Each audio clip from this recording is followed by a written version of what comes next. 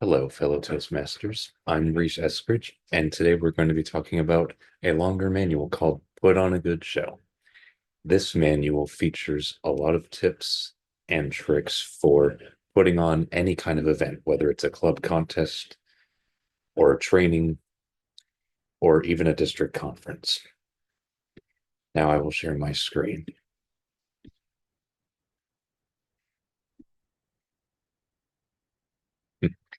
This is the manual. It is free and downloadable.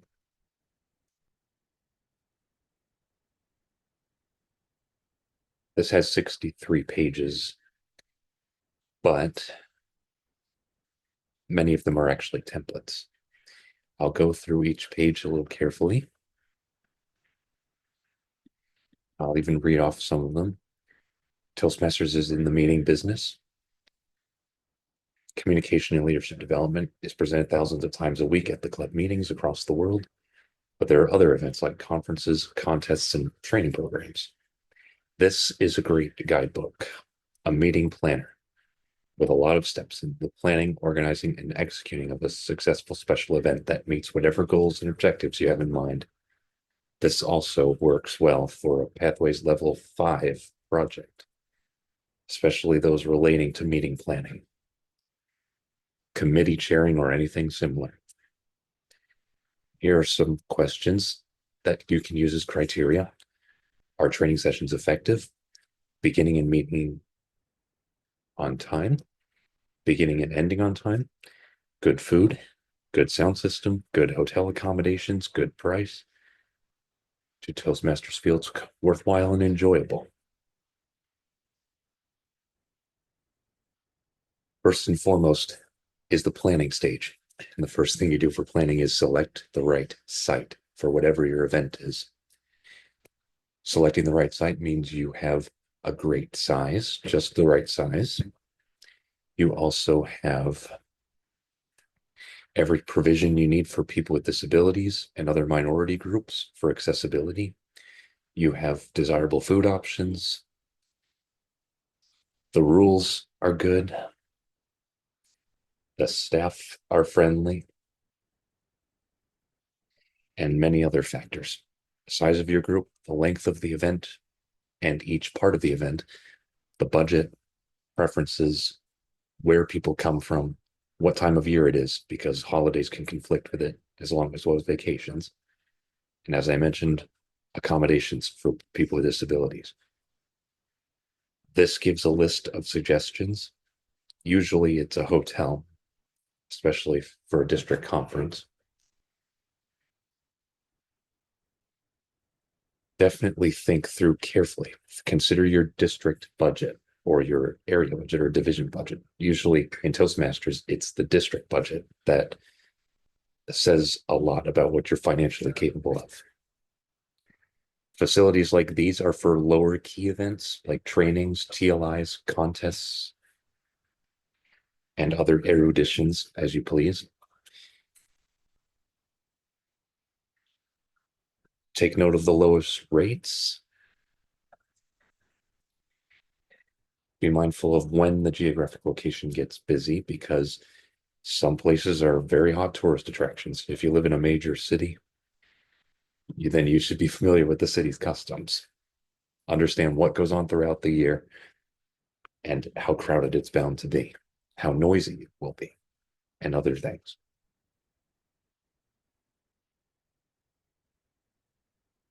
Safety is of paramount importance. Aisles wide enough, adequate provisions for people with disabilities, obstructions in the paths, cords taped and secured. And I've seen that at every district conference that I've attended. The cords were actually taped to the floor so they would not budge or go anywhere. Spilled drinks or puddles on non-carpeted surfaces. That's something that matters. If the hospital staff doesn't get on that right away, consider a different facility. Excuse me, if the hotel staff does not get on it right away. Raised platforms secure. Stairways installed correctly. Handrails available. Foldable walls. Illumination. and entrance and exit signage, both indoors and outdoors. Work with a safety officer. Consider all the utilities you would need, the technologies. Liquor is probably not something you're going to see much in Toastmasters. There may be one occasion throughout the entire event that involves alcohol, and this has to be closely monitored by whoever the facilities host is. Make sure you understand the local and state policies or provincial policies, depending on where you live. Be mindful of liabilities and liability agreements. Only professional caterers and bar staff are permitted to serve alcoholic beverages. This is very important because people can easily get carried away with alcohol or other substances.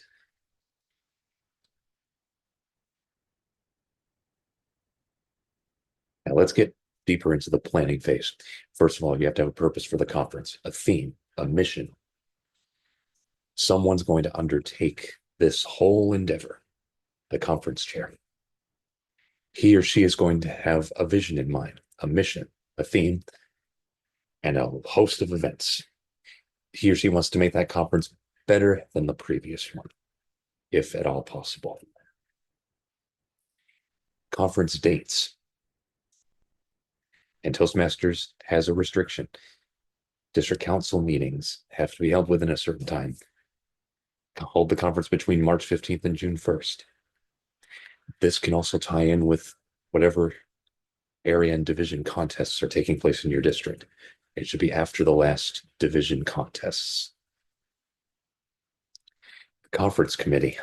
Conference chair gets appointed, maybe by one of the district trio, club growth director, program quality director, or district director. It could also be another person who nominates them. Or past conference chair may even have names in mind. And under the conference chair's leadership are a number of committees, including finance, registration, education, logistics, volunteer coordination, public relations and promotions, credentials, and there can be other committees as well. I worked in district conferences where there was a first timers committee to welcome people who had never been to a conference before. There was a table just for them. But those are the big ones. And this chart shows generally the essential roles and what each of them tackles. For attendance, you want to answer the 5 W's and H. Registration has to be of the simplest act and of the utmost importance. And you ask questions like, why should someone attend this conference? What unique value does it offer? What were the highs and lows of last year's conference? Where's it going to be? What's it going to feature?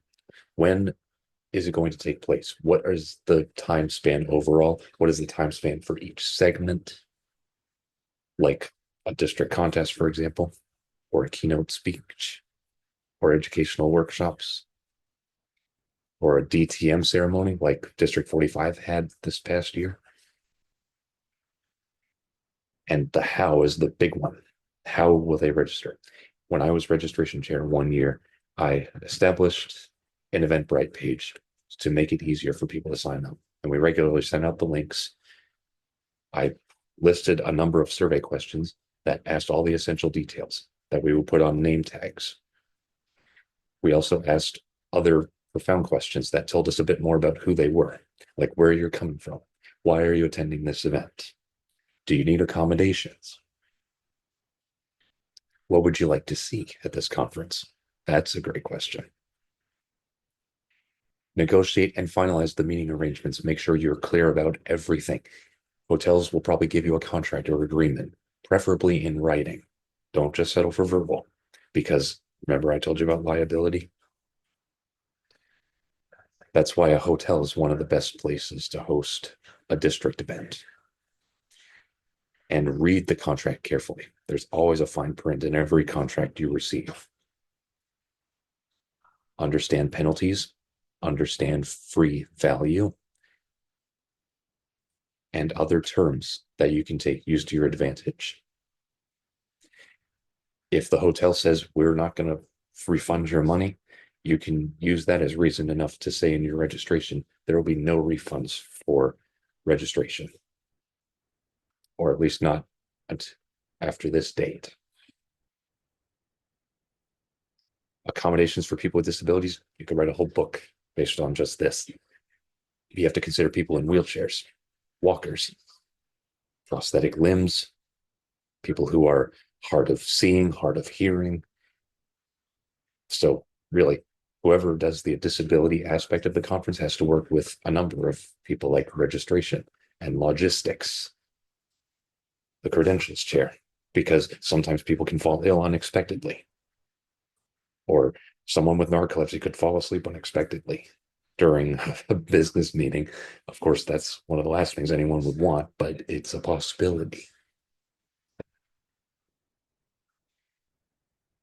And Toastmasters even has a protocol for members with disabilities and what everybody is entitled to and what clubs and districts should provide. And speaking of which, you must work with the facility. You have to understand the whole landscape, the scope of your meeting spaces. Where are you going to hold certain parts of your meetings? Where's the main ballroom or the main room where all the big festivities will take place?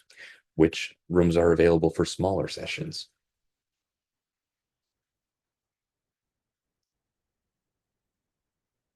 And when an agenda comes together, as the education committee must do, you must stay in contact with the hotel.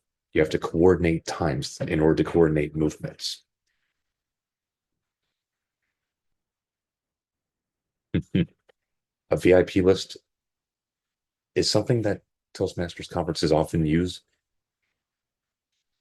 Dignitaries do deserve special treatment because chances are they're bringing in special materials.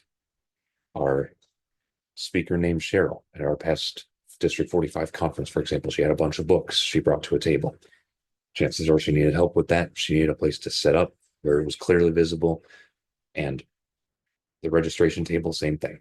It had all the materials lined up, badges, and you know, clipboards with names so people could take attendance. You have to have rooms that are clearly identified. It would be good to have additional signage from the main area or from the lobby, from elevators, anything like that. You can work with the hotel based on that. There is a chance they will let you post signs around, or maybe they might even give you some signage tools to use. So see what they say. Always be clear about whatever equipment you need or potentially need, and ask for hotel staff to help you, even if it may cost a little more. It's worth every penny. Organizing the meeting space, there's a bit of creativity that comes in here, but there's also some essentials to consider. People with disabilities, you have to have some wheelchair accessible spots. You have to allow people who are hard of hearing to sit more towards the front, as opposed to like tall people or dignitaries only. So it's good to think about that. You have to consider sound checks, auditory checks, visual checks. Do the projectors work as well as we want? Do the mics work? Do the podiums or lecterns work? Are there enough chairs to go around? How do you want to set the chairs up? Like theater style, classroom style, which is good for workshops, conference style. This conference style is the one I would prefer for as a contest chair. I would want to meet as a conference style to do my briefings for contestants and contest officials. A hollow square is a variant of the conference style. Banquet style, that speaks for itself. It's all set up for food. Chances are it's best to have one particular style like in each room, so you don't have to keep moving chairs around, because the hotel staff also have to bring out food and beverages and clean up afterwards. And they might have to set up new equipment that may not be aesthetically pleasing at any other time. You could even have a DJ.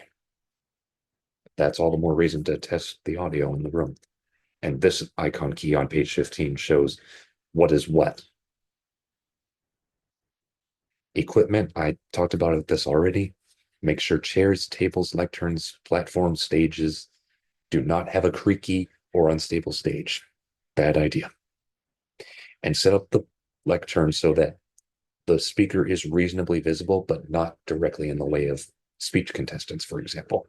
Or if you want to set up a table honoring dignitaries, I remember District 18 used to have the district trio, the special guest who was often a world champion of public speaking, the most recent competent leader or competent communicator, or should I say the most recent pathway awards today, or most recent DTM or something like that. You could have a number of seats there and table can be set up there. That's what you call a VIP table. That's where people get special recognition, but you need a stable platform for that. Whiteboards, flip charts, easels, anything that presenters want to give. And it's always great to solicit feedback from potential presenters. Ask them how they would prefer to deliver their message and accommodate them. Room assignments speaks for itself. Every speaker should have their own room at their own time. You can have the same room for multiple speakers as long as the time span between them is reasonable. Now, as the conference begins, you want to make sure that registration proceeds smoothly at all times. You're going to have latecomers, you're going to have early birds, you're going to have people who did not register online, who did register online, and you're going to have people who have certain problems or who have questions or who want to raise concerns. And there should be someone delegated to this, one or two people who specifically work on issues and concerns so that people who are going through the clipboards and name tags or registration bags, whatever materials they have, are not fussing around and they don't appear disorganized. And neither do the attendees. And registration is something that people always remember. It's maybe one of the first things that comes to their mind. How easy was it to get in and get out, right? And this provides considerations for pre-registrants, VIP desks, financing and money, having paper and other supplies that you need, no cash or checks unless it's absolutely necessary. Today, it should be easier than ever not to use cash or checks because there are devices that you can plug in on your phone and you can scan a credit card in and bam, you're paid. Or you can access a QR code or something like that. Anything that's quick and easy for virtually anyone, including so-called dinosaurs. Probably older folks who may not be as familiar with today's technology, but still want to get through that registration as fast as possible. Developing a program, this is where the education committee comes in. The essentials are business, meeting, and election, which every district must have, awards, contest, which is something every district must have, a banquet. You got to have food no matter what. You could have an installation banquet. You could install district officers officially, or you could have a banquet for distinguished Toastmasters or a banquet for certain VIP guests, however you class them. Content topics contribute to achieving the club and district missions. Dealing directly with communication and leadership, it's important to stay on target there because people can get value on a myriad of topics anywhere else. But Toastmasters has that special focus in communication and leadership. And it has a special sense of camaraderie, spirit, and enthusiasm around those topics that few places have. That should shine during a district conference or any Toastmasters event. Promote the program.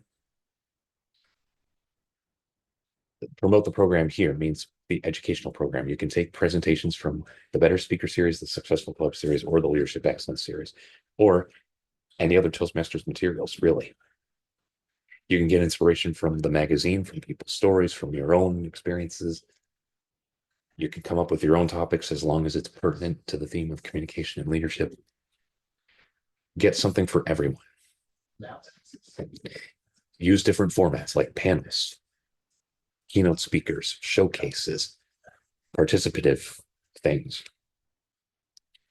Use the talent within your district. People have ideas probably buzzing in their head. They have ideas of how things are going to look no matter what. So you may as well get their input and try to cater to their desires while also keeping in mind what is most important about this Toastmasters event.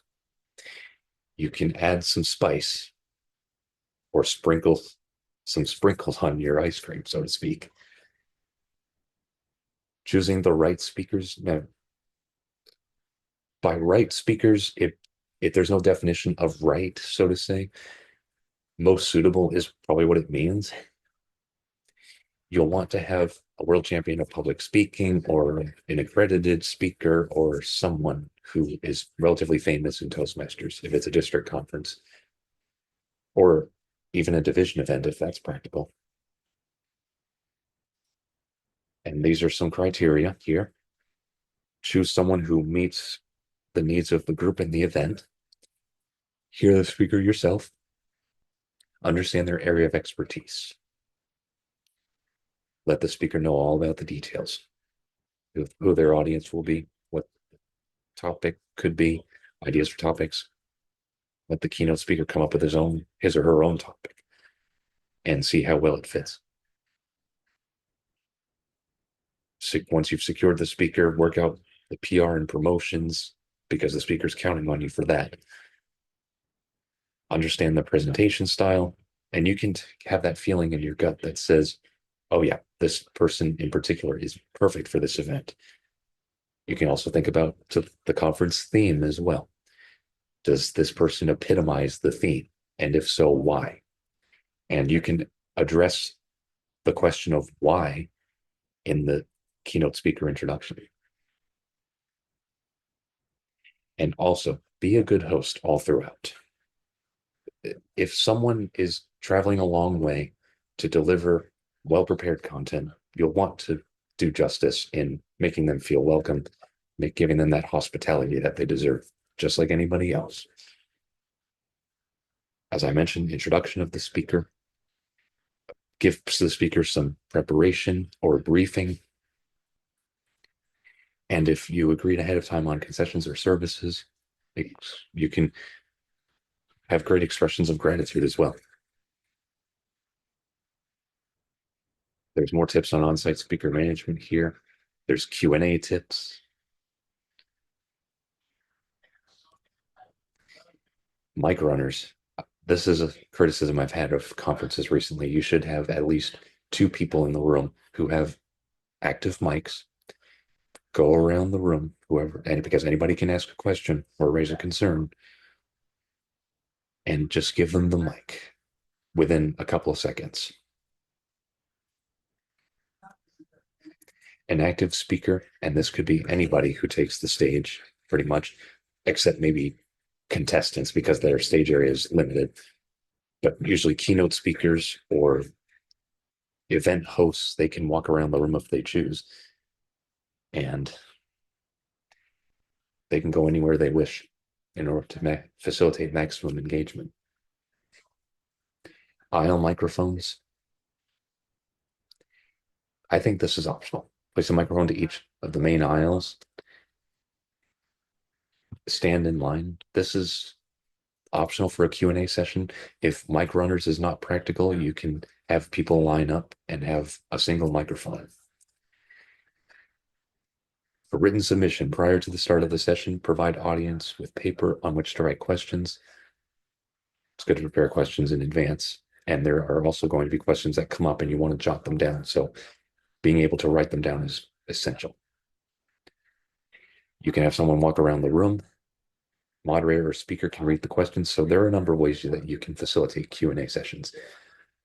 The idea is to choose which one and have backup plans in case you don't have good mic runners or a limited number of mics or for some odd reason you don't have much paper to go around. Starting on time You just want to make sure that everything can start on time, in which case it must end on time. And these are tips. Prepare the speaker, 5 minute, 1 minute warning. The session will have to start and end on time, and be firm about that. Give them signals, even if it's not yellow, red, and green, you can still have a different kind of signal. You could have this gesture, for example, to indicate a 5 minute warning, or this for 3 minutes, 2 minutes, 1 minute. And the speaker could wrap up before that 1 minute mark, ideally, but probably sooner if he or she plans to host Q&A. Build time into your program that between each session for transitions, definitely. Start exactly on time, even if people show up late, even if there are not many people in the room, start it on time. And especially if you record your session, because people can access that later if they miss anything.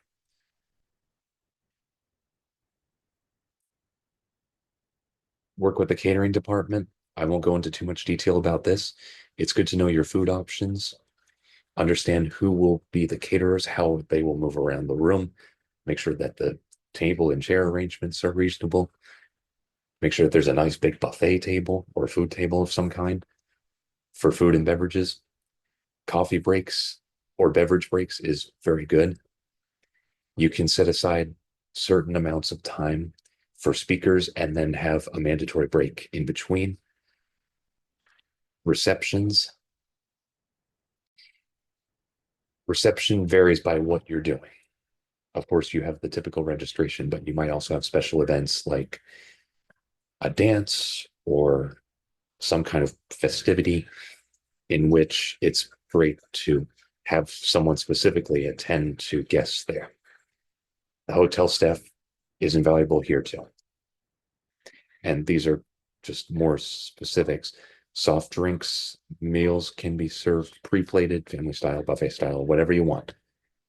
Setup and location of a buffet are very important. Buffet, buffet are very important. Buffet options labeled, absolutely, because some people have food allergies. Oftentimes the visual's enough, but like I mentioned, some people are hard of seeing and they might require a bit of visual aid.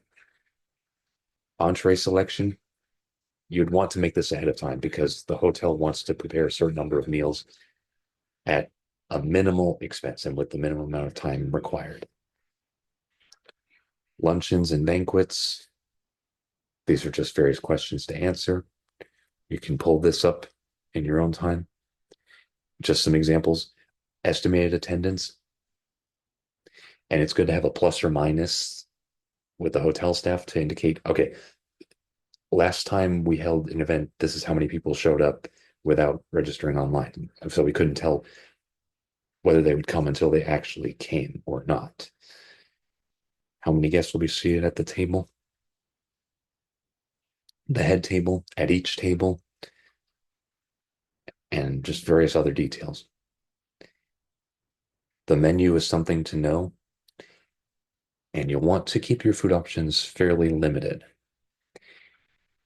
I remember at one conference, though, we had an ice cream social, which was a great bonus.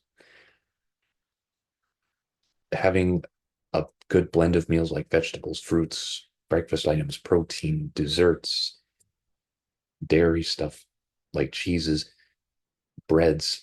So basically, something from all of the food groups is available throughout each day. That's the ideal that you want for food. If the menu doesn't provide all of those things at a reasonable price, you might want to consider a different venue in the planning stages. Theme parties, I talked about that already. Detailed planning. Yes, you want to go into detail no matter what you're doing. All committees should pay attention to detail, especially the hotel.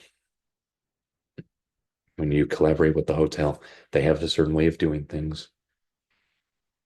It's good to go with their flow because they know it best. But you also want to address any specific logistical matters with them.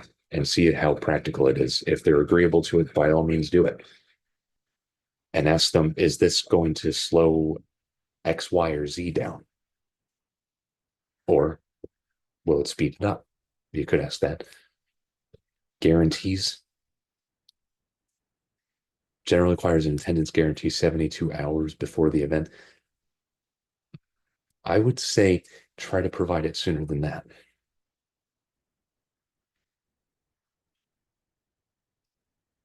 And I touched on this. It's customary for caterers to set places for a certain percentage, usually 5% over the guaranteed number. Protocol, as you plan a meeting, keep in mind, just as parliamentary procedure teaches the way to conduct, the correct way to conduct a business meeting. Sorry, I'm feeling a little drowsy here.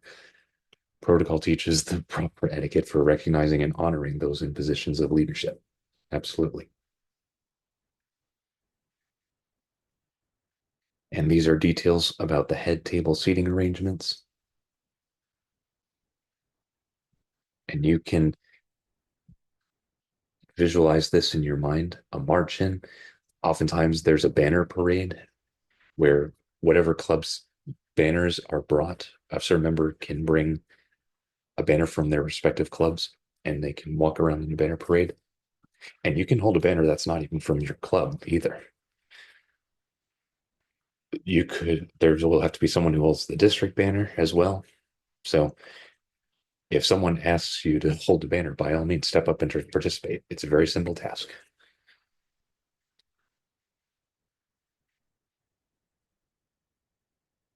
Make sure that the plan is very clear for any kind of parade or march-ins that you have. I once recall at a district conference, one was very disorganized and it was very awkward. Usually the speaker has an ordered list of clubs for a banner parade, and you'll want to make sure everybody's lined up in that order. The easiest order is alphabetical. Head table etiquette tips are here. Director and presidential visits before, during, and after.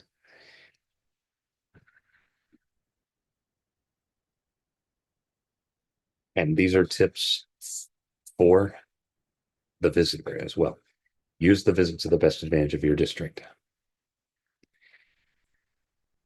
And as you wrap up, there are some things left to do. Cleanup, surveys, and paperwork that you have to manage, especially contest paperwork. You cannot lose any of that. With the International Speech Contest, World Headquarters will require all that documentation for first, second, and third places in the event that first or second can't make it for some reason, because anything can happen. Without that paperwork, they won't advance to the quarterfinals, and the district will have no representation in the International Speech Contest. And that is going to look pretty awkward when the semifinals come out or when the quarterfinal list comes out. This provides more details about staging a contest, the different roles. The contest chair should be familiar with everything under this contest banner because he or she runs the whole thing. You got preparation, materials, you got helpful tips, sponsors. And if you have a sponsorship committee, they should be familiar with this too. The chief judge has a lot as well, all of these things. And you have to get documentation to contestants and contest officials in a very timely manner. Don't wait until a week of the conference to disseminate these materials. If possible, try to do it a month in advance. Timers, counters, contestants, sergeant at arms, and a communication plan. This is good for a sample email with contest officials. And contest chairs and chief judges deserve to have templates like these. It makes their job a lot easier. You got all the documentation for the various roles, including the tie-breaking judge. Now we get into some templates, the agenda for the speech contest. And as you can see, the essential items are on the left-hand side. And this is a fill-in, so you can Put in whatever details you need in those boxes. Communication with contestants. Again, that's a good template. And this is more for a conference chair closing out the meeting. They disseminate communications, they pay the bills, prepare reports to submit to the district. And there's a district finance manager and audit committee who need to see all the financial aspects of the event, no matter what they are, no matter how trivial you think they are, because don't forget, it's the district budget that pays for this. And Toastmasters has to do taxes, just like the rest of us. Evaluations, you can ask for word to word feedback, but that's pretty tedious. You can disseminate surveys. Perhaps you can get in touch with club leaders and ask them to disseminate surveys on behalf of the conference chair or the district leadership and give instructions on how to give the feedback back to them. You're going to have problems along the way, roadblocks. And brainstorming is a good way to anticipate problems beforehand. And this is good for anticipation.